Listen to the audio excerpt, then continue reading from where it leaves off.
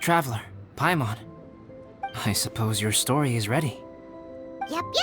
How about you? Do you need some more time? No need. I am also ready to tell my story.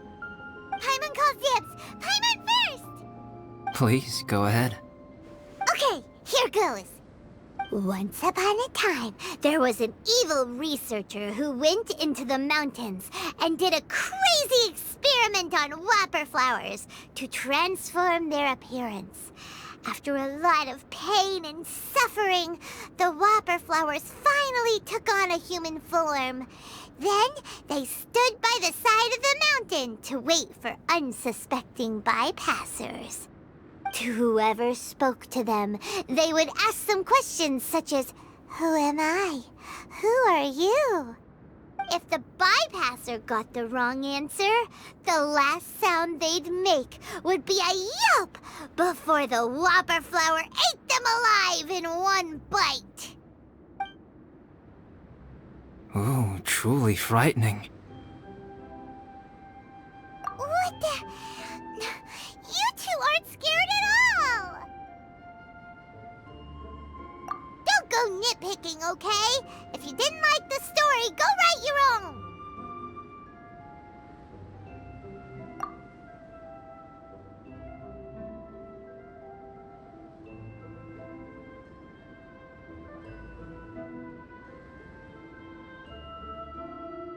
In other words, the whopper flowers would ambush and then completely replace their victims. And then what? Go back to where the person lives? Enter their home? Eat their whole family? Paimon made up this story, but now Paimon's the one who's scared by it. It's a good story. Oh, may I write it down? I may bring it up in future conversations. What for? Just to scare people with? Yes. You've got a real mean streak, Albedo. Mine is a little longer than yours. It starts with an alchemist. A great alchemist once created Subject 1.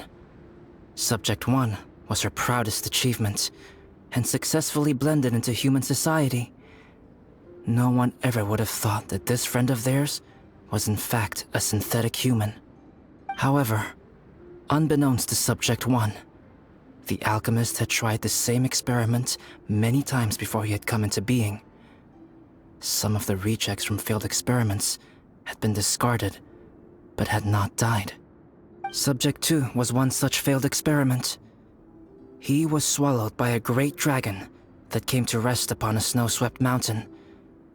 Many years later, he was resurrected by the dragon's mysterious power. He saw all kinds of people on the mountain, including Subject 1, who had somehow miraculously blended in among them. Never in Subject 2's wildest imagination had he thought it possible for experimental life forms such as they to deceive everyone so successfully. He saw the way humans accepted Subject 1 as a friend, witnessed their affection as they addressed him by name. This was what Subject 2 wanted. Now, all that Subject 2 desired was to replace Subject 1 and take the joy of his existence for himself. This is giving Paimon the chills. So scary. Subject 2 began to unfold his plan. He stole Subject 1's books and notes and studied all that Subject 1 had learned from the alchemist. Subject 2 was highly intelligent, and he learned quickly. He changed his face into an exact replica of Subject 1's face. Then, he found a plant with mimicry capabilities and transformed it using dragon blood and alchemy. And so, not only did Subject 2 transform his own appearance to perfectly match that of Subject 1, he also created a third entity, Subject 3. What? There's 3 of them now? But Subject 2 wanted to become a perfected human. So, he erased a mark in both his and Subject 3's necks. For these marks were symbols of imperfection. In my view, it was probably a subconscious act, an instinct.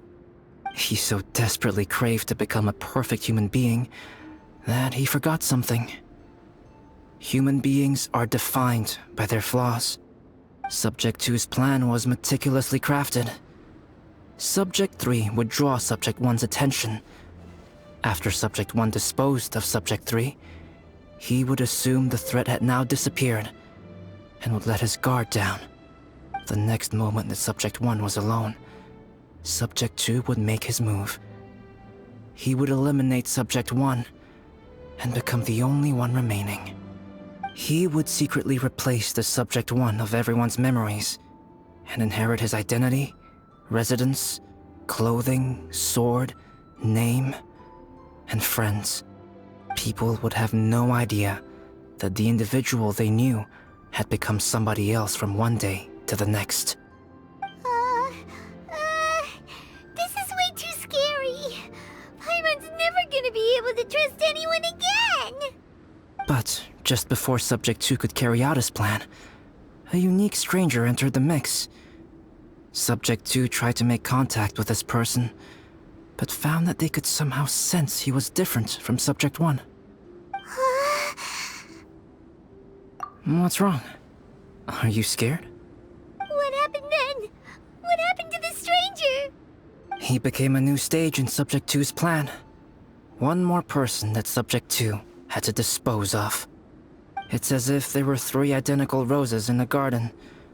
Only one of the 3 was a fine specimen, while the other 2 were defective specimens that bore poisonous thorns. In all the world, only the gardener who tended to them could tell which was the good specimen. People do not like poisonous plants. Only a perfect rose can fetch a high price. If the inferior specimens wanted to conceal the fact of their worthlessness, they would have to take the gardener out of the picture, using their poisonous thorns. This is exactly what Subject 2 was thinking. So, he hid in the shadows and waited patiently. Maybe soon, he would get his chance to become truly human.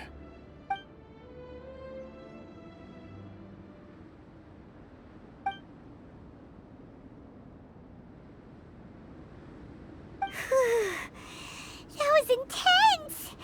So what happened after that? Did Subject 2's plan succeed? Paimon can't bear thinking about it. Fortunately, it is just a story. And even in this story, Subject 2 did not succeed.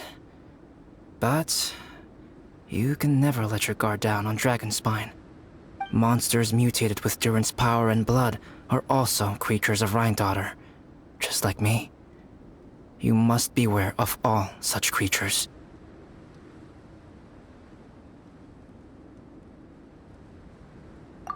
I'm glad to hear that. It's okay. I know what I am. You and I are both different, so there is no need for me to hide the truth from you. The only thing is that sometimes, when I think about how mighty the power of alchemy is, I feel so small. As beings who set foot in this world, how arrogant are we in desiring to control our destiny, and in desiring to create? Is creation an arrogant act, traveler? If not, why do we call the ones that created us and control us gods? If it is, then what qualifies us to call ourselves creators? How far must we take our reverence and respect, and what purpose does it serve? Nothing special, but whenever I think about it, I feel a twinge of grief. Poor traveler. Are you here? Hey, is that Amber? Thought we might find you here. We're here to deliver a message from Cyrus. There's gonna be a big event down at the base camp, and they want you there too, traveler. Winter camp is nearing its end. Apparently, even provisional instructors are required to attend. Looks like we need to go, Albedo. Bye for now. Then I won't keep you. I have some things to attend to here, so forgive me for not seeing you down. Don't worry about it. There have been no issues getting up and down the mountain recently. Is everyone ready? Let's not keep them waiting.